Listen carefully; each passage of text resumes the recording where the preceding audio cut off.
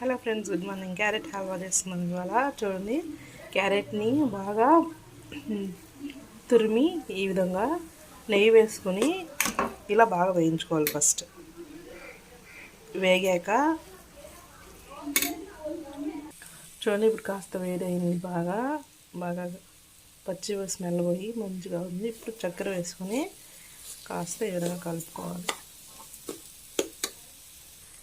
ఇప్పుడు కాస్త యాలకులు వేసి మంచిగా, ఇది చక్కెరే, మిక్సీ పట్టుకున్న చక్కెర ఇది.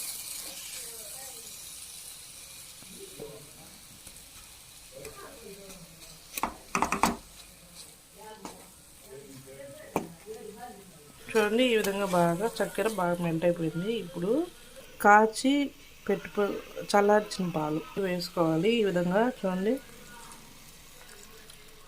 ఇట్లా వేసి చూడండి, ఈ విధంగా రెడీ అయిపోతుంది. చాలా టేస్టీగా halwa ready. Okay friends, thank you. Please subscribe my channel.